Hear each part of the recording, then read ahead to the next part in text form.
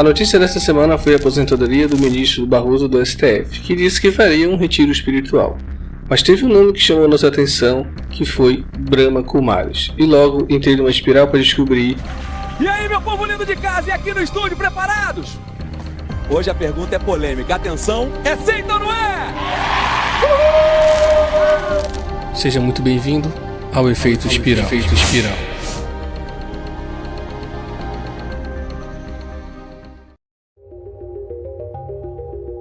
O grupo surgiu em 1936, com as visões de um comerciante de diamantes chamado Dada Lecrage, que aos 60 anos teve uma visão apocalíptica, primeiro enviada por Vishnu e depois por Shiva. Ele teria visto cenas terríveis de uma destruição mundial, guerra civil e desastres naturais que mais tarde foi interpretado como um holocausto nuclear. Inicialmente, incerto sobre o significado de suas visões, ele decidiu se aposentar e vender seu negócio em Calcutá. Após um incidente em que Lecrage, segundo o amigo, ele parecia estar com o corpo leve, brilhando de vermelho e falando com uma voz diferente. Ele começou a agir de maneira incomum, dizendo a todos que eram simples almas encarnadas. Lecrage passou a transmitir a mensagem de Vishnu e depois de Shiva, que teriam vindo até ele e que diziam que eram a encarnação de Krishna para entregar uma nova mensagem à humanidade. Em reconhecimento ao seu status de médium, Vishnu o renomeou Pradipata Brahma, o pai da humanidade. Dada Lecrage é visto pelos Brahmas Kumaris em todo o mundo como a encarnação e a descida de Deus, o pai do mundo, no mundo corpóreo. Durante a colonização britânica, muitos homens indianos de Hyderabad trabalhavam em uma rede internacional de empresas e passavam muito tempo viajando, deixando suas mulheres para trás e, logicamente, o movimento de Lecrage passou a ser uma forma de atividade para elas. Lecrage fazia parte de um grupo de adoradores de Vishnu e uma tradição fundada por Vallabhacharya no século XVI. Seus seguidores adoravam Krishna, focando em práticas devocionais centradas no jovem Krishna e na criação de que a libertação espiritual vem através da graça divina. O movimento de Lecrage começou em Hyderabad, com aqueles que se juntavam a Lecrage sendo inicialmente conhecidos como Om Mandli. Seu foco inicial era a visão original de desastre natural, seguido por uma nova era gloriosa.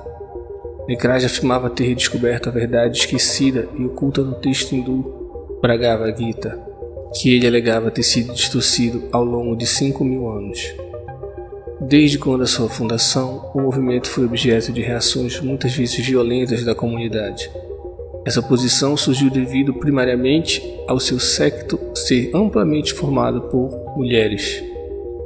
Embora o movimento enfatizasse o celibato, que fazia com que maridos retornassem para encontrar suas esposas, fazendo votos de castidade, foi criticado por ser um meio para Lecrage criar um harém. A importância dada à religiosidade feminina era visto como um desafio direto à ordem social e ao papel das mulheres dentro da família e de uma comunidade liderada principalmente por homens. Entre as principais características doutrinárias do grupo está um milenarismo iminente, a ideia de uma salvação coletiva, terrestre, iminente, total e milagrosa. Há um ciclo de tempo em que Lecrage se baseou na noção de Kalpa do hindu, para explicar que a história humana se repete continuamente em um ciclo pré-determinado de 5.000 anos, no qual a humanidade cai em um estado puro para um estado impuro, e no final de cada ciclo, Vishnu desce no corpo de Dada Lecrage para preparar as almas espiritualmente puras, os Brahmas Kumaris, para a destruição do mundo e o renascimento de uma nova era. Os membros eram informados de que haviam passado por uma morte em vida ao ingressar na universidade, morrendo para suas vidas mundanas e renascendo para a sua família divina. O uso da yoga, restrições dietéticas e sexuais e horários serviam para disciplinar o corpo e delinear simbolicamente o mundo interno do externo. Dada Lecrage morreu aos 85 anos em 1969 e já em 1970 o grupo começa a sua grande missão de expansão mundial. Sob a liderança de Didi Manhomini e Dadi Prashkamani, a organização floresceu. Mas desde 1952 o grupo já tinha atenuado a sua atitude original de rejeição mundial.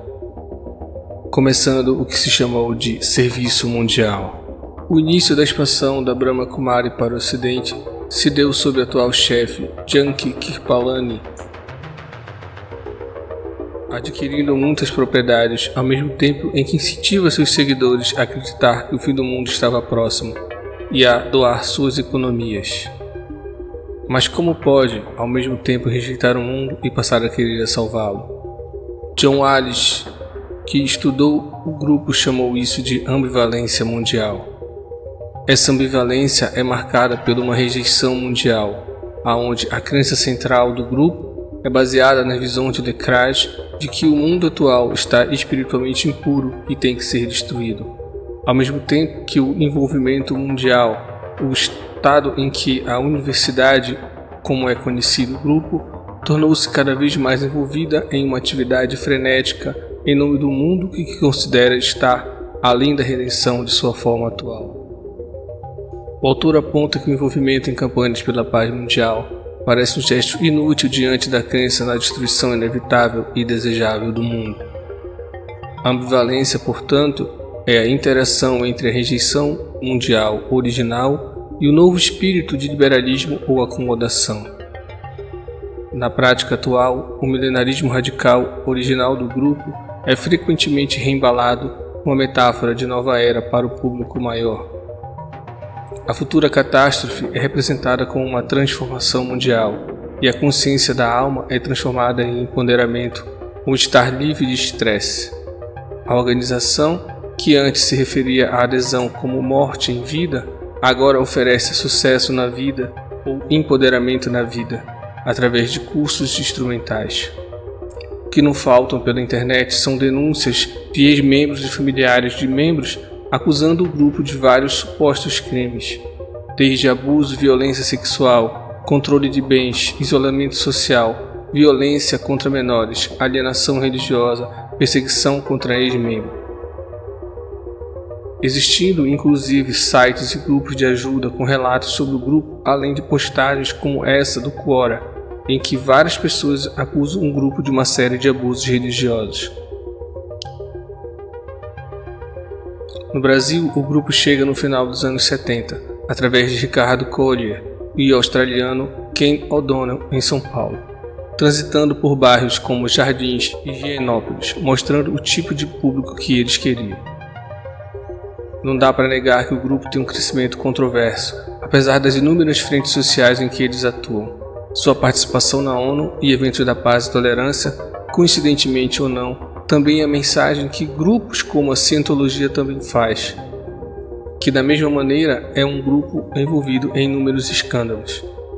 Mas também não dá para negar que faz parte de grupos conhecidos lá fora como perigosos ou de má influência. Inclusive foram declarados inimigos do Estado na Grécia em 93, classificado como culto perigoso em 96 na França. Na Polônia foi organizado um grupo anti-Brahma Kumaris. Na Áustria, Rússia também foram vistos como uma ameaça. Lembrando que esses países têm uma política muito severa para cultos e seitas totalitárias. No Brasil, após essa notícia do ministro Barroso, que já fez inclusive consulta com João de Deus, o grupo passou a chamar a atenção da mídia e daqueles que não conheciam da sua história.